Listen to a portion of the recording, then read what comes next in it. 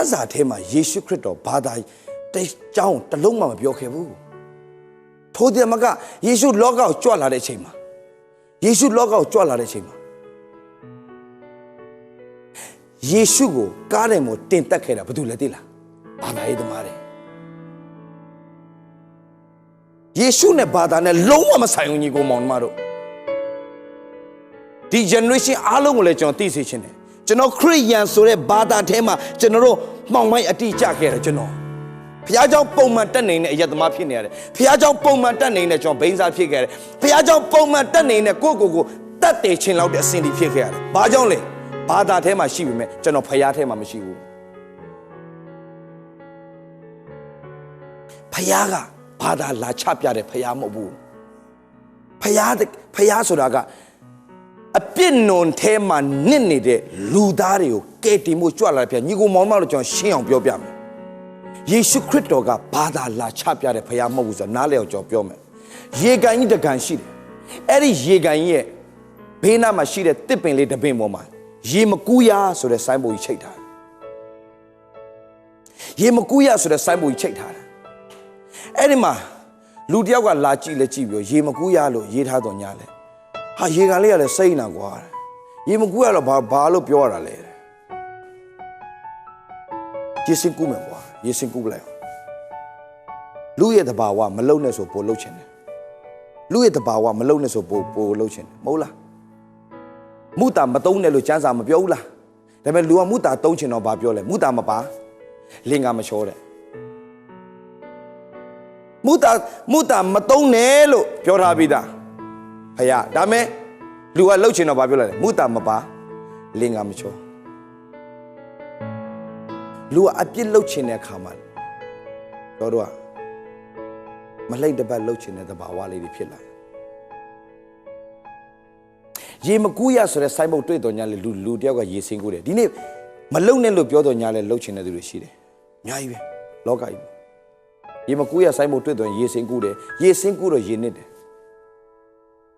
ရေနစ်နေတဲ့အချိန်မှာကုန်းပေါ်ကနေလူတယောက်ကလာပြီးတော့အဲ့ဒီရေနစ်တဲ့လူကိုဒီတိုင်းကြည့်လို့ပြောတယ်ရေမကူးရလို့ပြောထားရဲ့သားနဲ့ရေစင်းကူးလို့သေတာနဲတောင်နဲသေးတယ်လို့လူတယောက်ကပြောလို့လှည့်ထွက်သွားတယ်လှည့်ထွက်သွား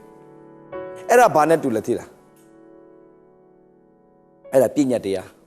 အဲ့ဒါတရားဒီတိုင်းပဲတရားဒီတိုင်းပြထားတယ်မင်းတို့ဒီမှာဒီလိုဒါရှိတယ်နော်ဒါမလုံးနဲ့လုံတော့အသေးဒါပဲအဲ့ဒါပညာတရားပညာတရားရေမကူးရလို့ပြောထားတဲ့နဲ့ရေစင်းကူးလို့သေတာမင်းသေပါစေကံကိုင်းအကျိုးခါမယ်ဒါပဲပညာတရားတော့ဒါပဲမင်းဒါမလုံးနဲ့လို့ပြောထားတဲ့နဲ့ဒါလုံးတယ်ဒါလုံးဒါခံဒါပဲမရှိတော့လွတ်ရလားမရှိဘူးဒါပေမဲ့လူကတကယ်လုံနိုင်လားမလုံနိုင်ဘူးလောဘမရှိနဲ့ပြောတော်ရတယ်လူတိုင်းမှာလောဘရှိတယ်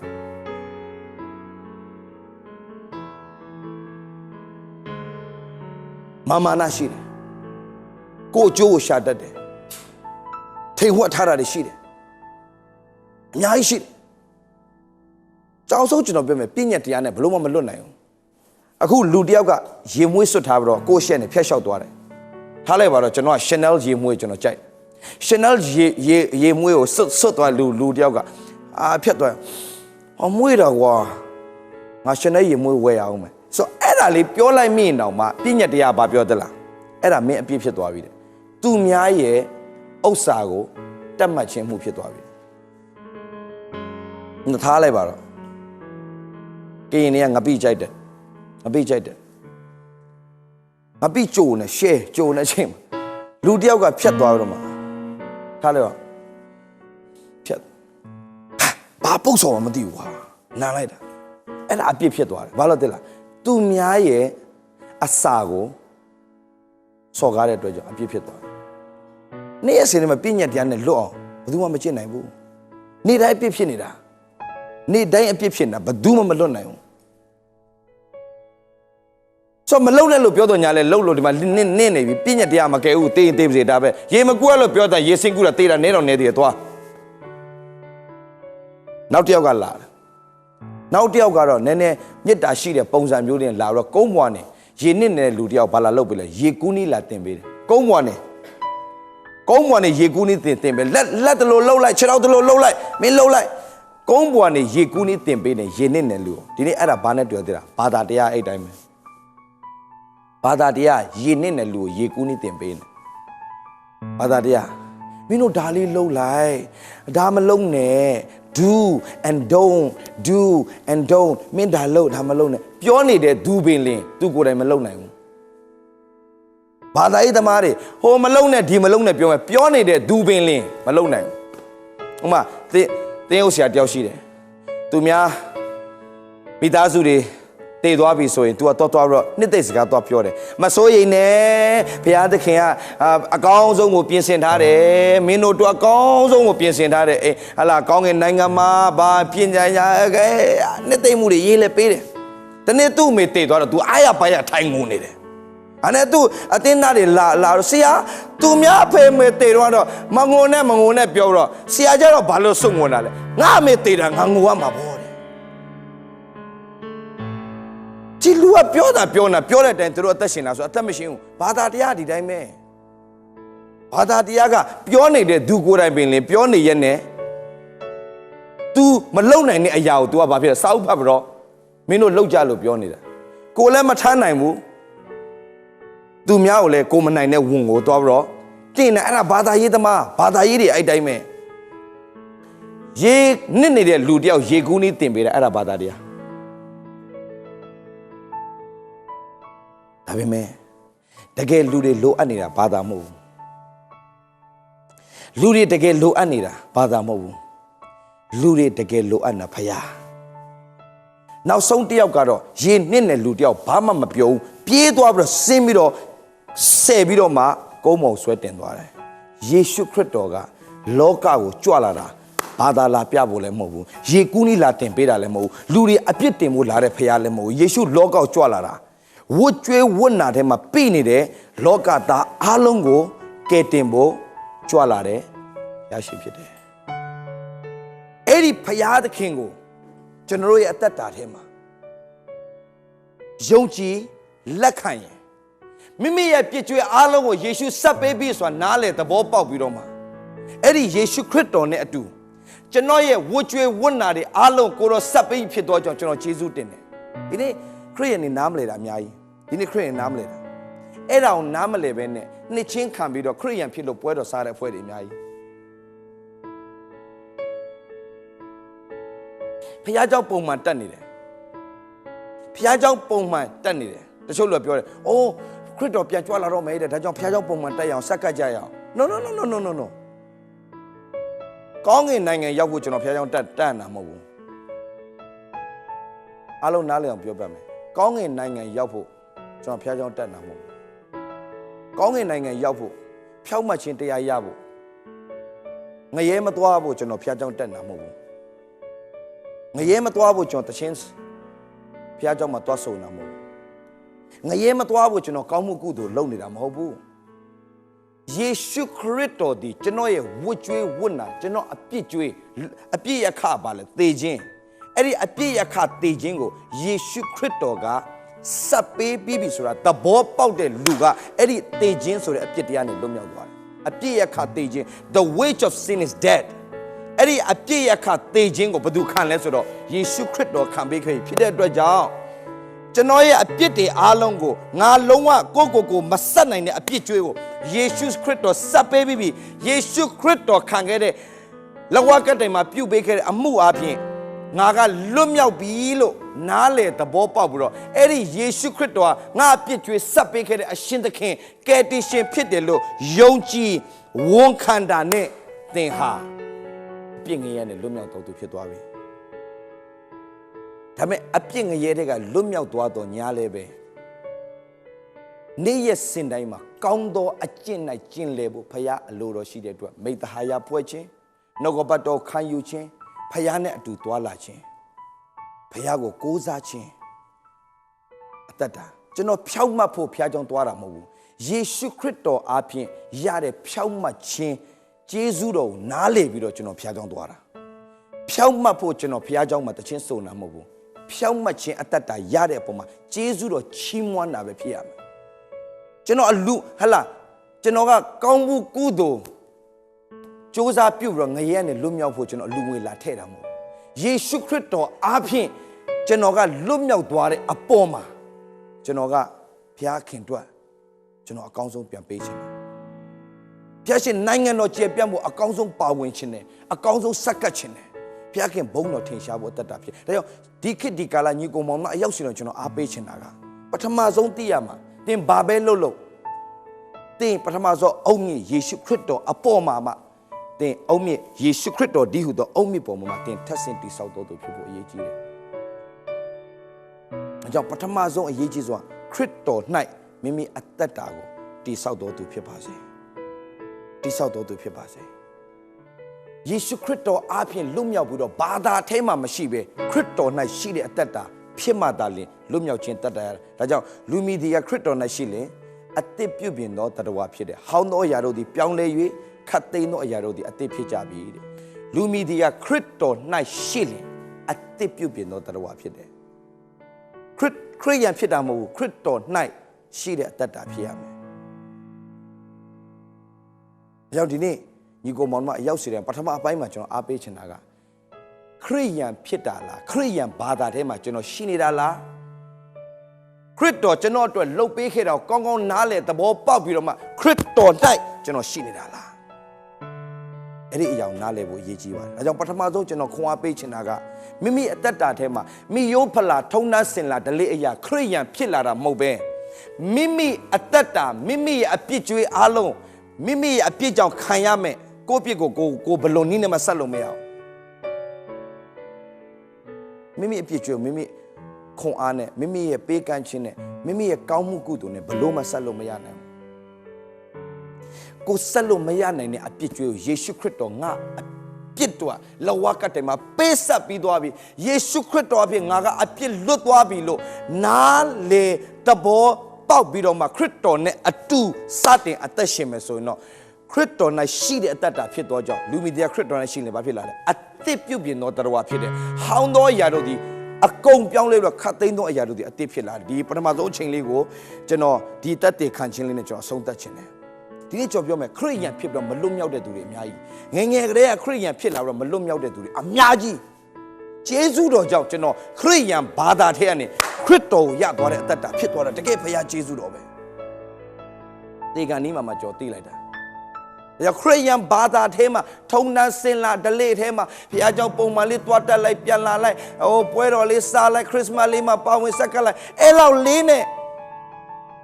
မလုံလောက်ဘူးညီကိုမောင်မတော်ခရစ်ယာန်ဘာသာလူကိုကဲတာမဟုတ်ခရစ်တော်ကလူကိုကဲတာဒါကြောင့်သင်ခရစ်ယာန်ဘာသာထဲမှာခရစ်တော်အကြောင်းသိတာထက်ခရစ်တော်နဲ့မိတ္တဟာယရှိဖို့အင်မတန်မှအရေးကြီးတဲ့ချိန်ကာလဖြစ်နေပြီကျွန်တော်များစွာသောသူတွေခရစ်ယာန်ဖြစ်လို့ကောင်းတာမဟုတ်ဘူးခရစ်တော်နဲ့မိတ္တဟာယရှိမှခရစ်တော်ရဲ့ကောင်းမြတ်ခြင်းမိမိအတ္တထဲမှာစီစဉ်သွားတာဖြစ်တယ်ကျွန်တော်တို့ညီကိုစိုးနိုင်စွာဒိမနိုင်ငံရောက်ပြီးတော့တိတ်မကြောက်သူတို့ဆေးဝါးစစ်လိုက်တဲ့ချိန်မှာဆေးသွားစစ်တဲ့ချိန်မှာခန္ဓာကိုယ်ထဲမှာ HIV positive ဖြစ်နေပြီတော့ရခိုင်လူမျိုးဖြစ်တယ်ရခိုင်လူမျိုးသူ့မိန်းမစစ်လိုက်တဲ့ချိန်မှာသူ့မိန်းမမှာလည်း positive ဖြစ်နေပြီနောက်ဆုံးသူ့သားလေးကိုစစ်လိုက်တဲ့ချိန်မှာလည်းသူ့သားလေးမှာ HIV positive ဖြစ်နေပြီဆိုတော့သူရစိတ်မကောင်းဘူးငါရဲ့မာရွေမှုကြောင့်ငါမိန်းမပဲခံရတာမဟုတ်ဘူးလူမမဲခလေးလေးပါငါကြောင့်ခံရပါလားနေတိုင်းသူမျက်ရည်ကျတယ်တဖြည်းဖြည်းနဲ့ယောဂဆိုးလာပြီနောက်ဆုံးယောက်ျားနဲ့မိန်းမနဲ့ခလေးနဲ့အိမ်မှာအစိုးရဒိမအစိုးရခွဲထားလိုက်ပြီတအိမ်စီထားလိုက်ပြီဘာလို့ဆိုတေသွားခဲ့တည်ရှိတော့တယောက်စိတ်ဓာတ်ကျသွားမှဆိုလို့အိမ်နဲ့အားလုံးခွဲထားလိုက်တယ်ဒါပေမဲ့အဲ့ဒီအချိန်မှာတေတော့မဲ့လူကမျောလင့်ချင်းကိုရှာတာပေါ့လူကတော့တေတော့မဲ့လူတယောက်ကမျောလင့်ချင်းကိုရှာတယ်လူတွေကလေတေကနေမှဘေးမှာစစ်မှန်တော့အရာရှိလဲဆိုရှာတယ်အစဉ်ပြေတဲ့အချိန်ကြမ်းမာတဲ့အချိန်အောင်မြင်တဲ့အချိန်မှာလူတွေကအဲ့ဒါကို view မဆိုင်ဘူးကိုယ့်ရဲ့ဝိညာဉ်ရေးကို view မဆိုင်ဘူးတေကန်နီးမှငါတေရတော့မယ်ဘယ်သွားမှလဲအဲ့ဒီအရာဖြစ်တာအဲ့တော့တေချင်းတရားဆိုတာနေတိုင်းပြုတ်ပြင်းတယ်နော်ကျွန်တော်တို့အောင်မြင်ဆုံးသူကဘယ်လိုလူလဲသိလားတဲ့တေချင်းတရားကိုအမြဲတမ်းနှလုံးသွင်းတဲ့လူရဲ့အတ္တအဲ့ဒီလူကအောင်မြင်ဆုံးနဲ့အပျော်ရွှင်ဆုံးလူဖြစ်တယ် ဒီအကြောင်းအရာနှလုံးမသွင်းတော့ဘဲနဲ့ဥပ္ပခါပြုတ်လိုက်ပြီးတော့မှ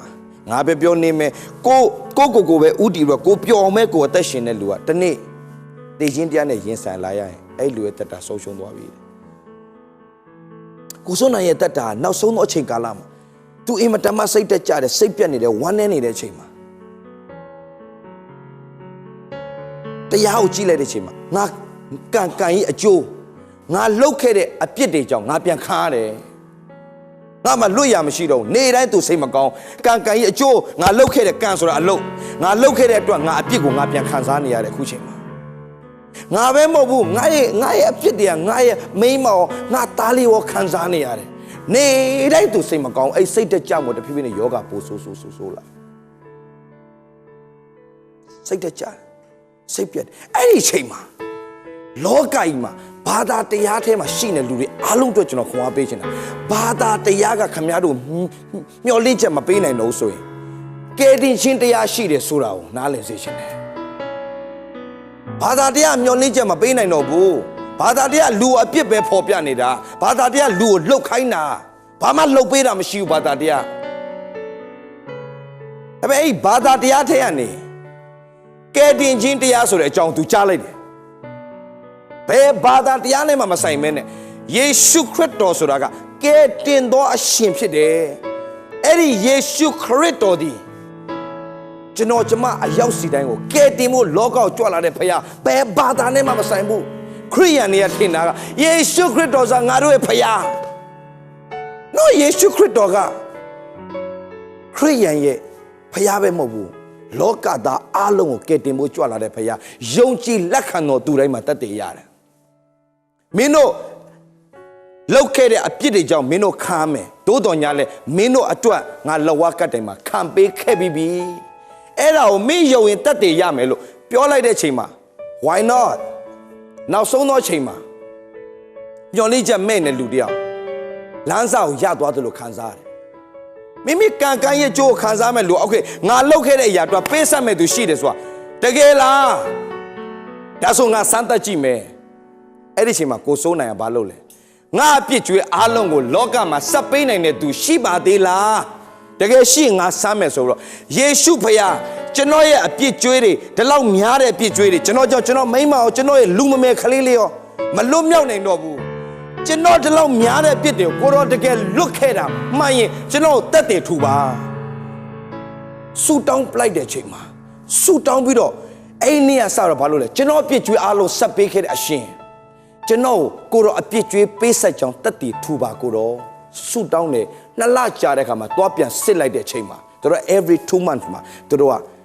ယောဂပြန်စစ်ရတယ်နှစ်လကြာတယ်အခုဒန်မတ်မှာကျွန်တော်ပြောနေအရာတက်တည်နေကျွန်တော်ပြောနေဒန်မတ်မှာ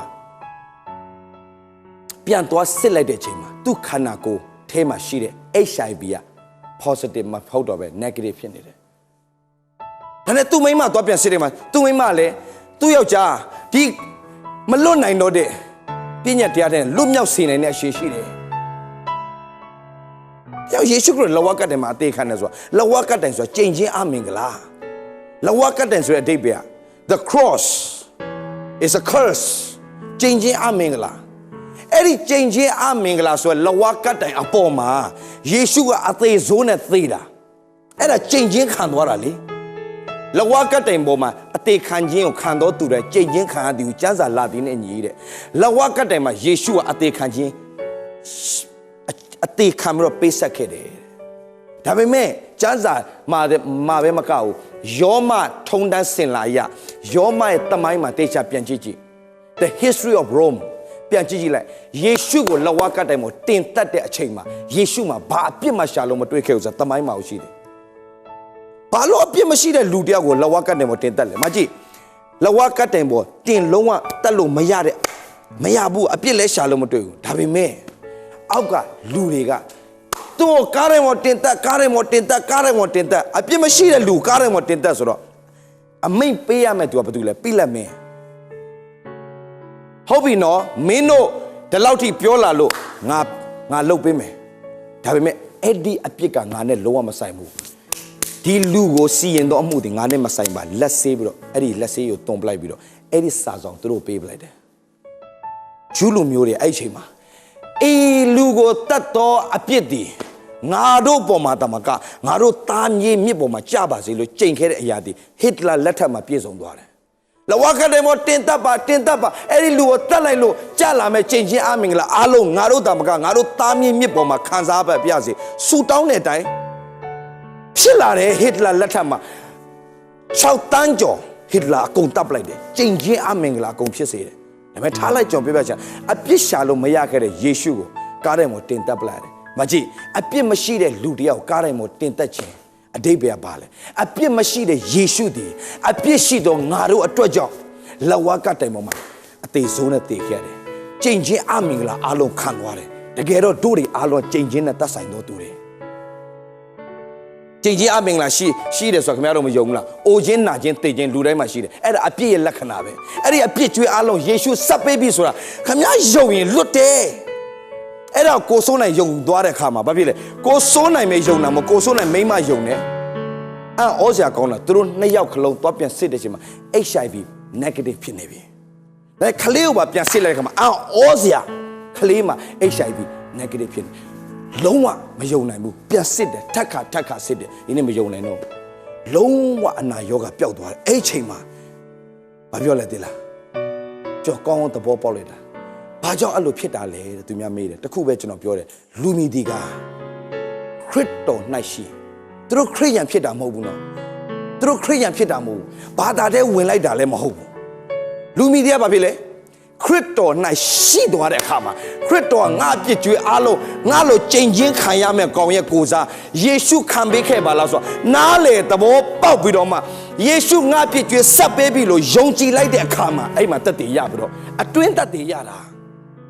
ာဒီနေ့ခရစ်ယာန်တွေအဲ့ဒီအတွင်းတက်တည်မရှိဘဲနဲ့မိယိုဖလာခရစ်ယာန်ဘုရားကျောင်းပုံမှန်တက်နေအတွင်းတက်တည်မရှိဘူးဒါကြောင့်တရားမှာကြောက်တယ်တခုခုဆိုကြောက်နေတယ်အာမခံချက်မရှိဘူး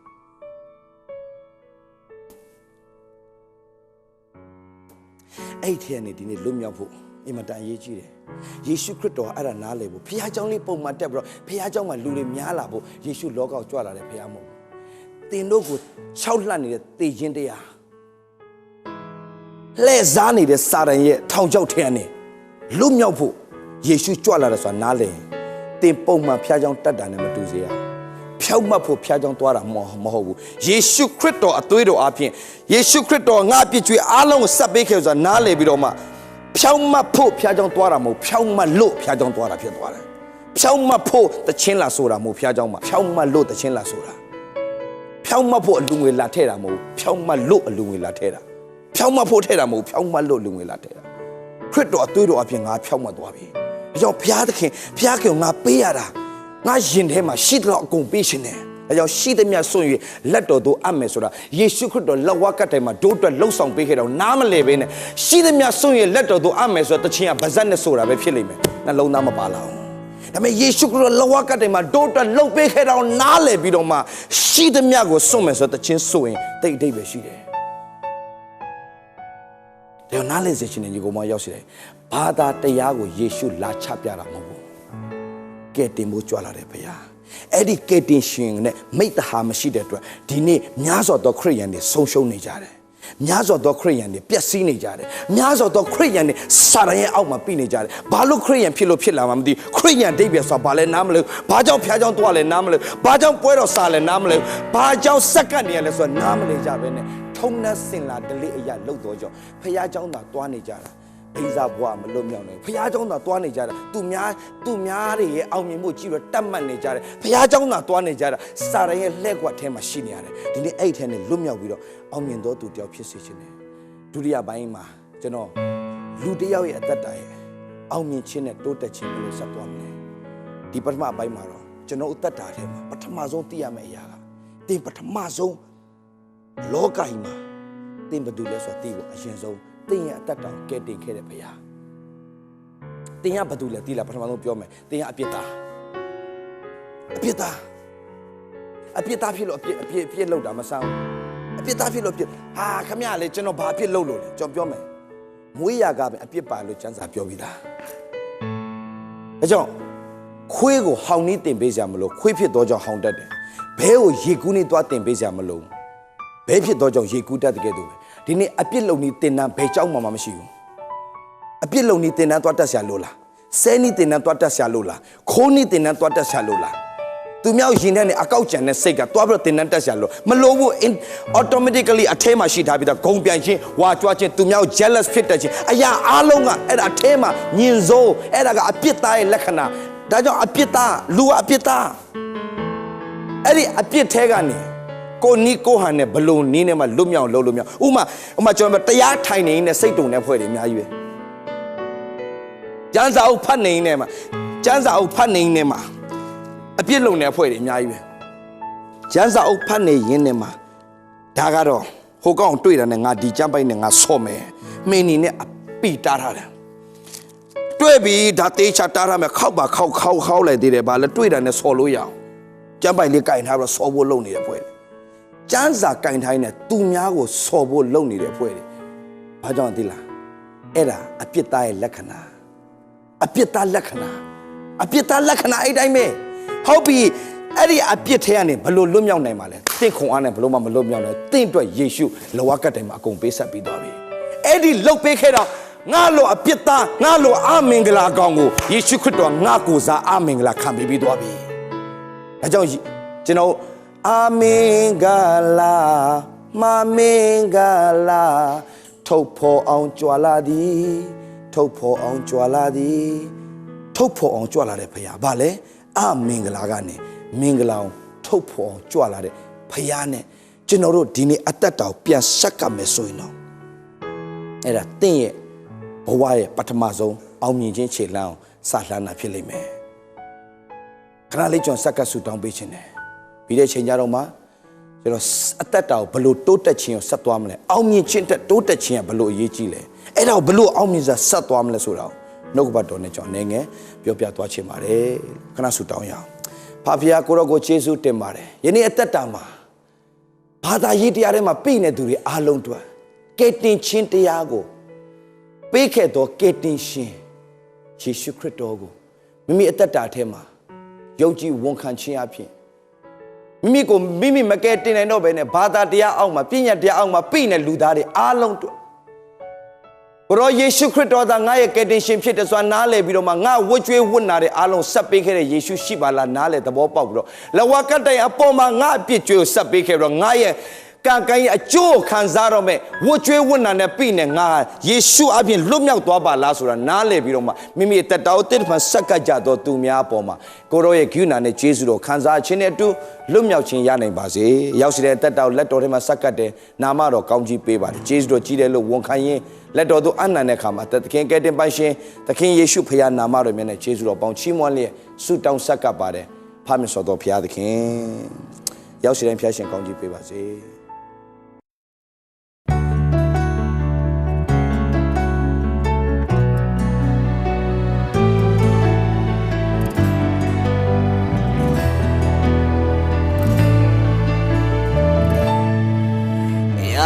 အားလုံးအကောင်းဆုံးဖြစ်ဖို့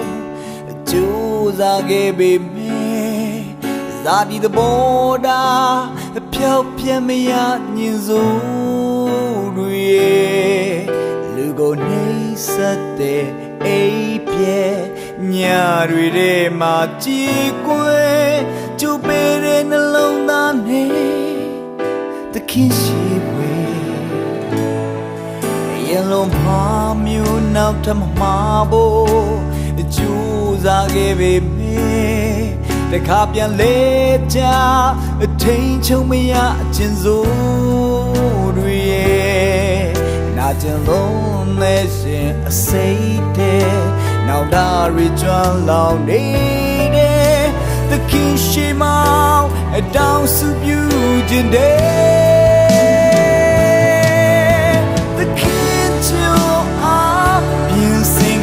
အတော်မြူမူပါအပြစ်မများတဲ့မသခင်ရွှေနှုတ်ပါသခင်ချူအားသခင်လိုရာပုံတွေ့ပေးပါဒီကမ္ဘာလောကကြီးတွင်စားတွင်ဖြစ်စေပါသခင် ချွတ်ချင်တော့ကို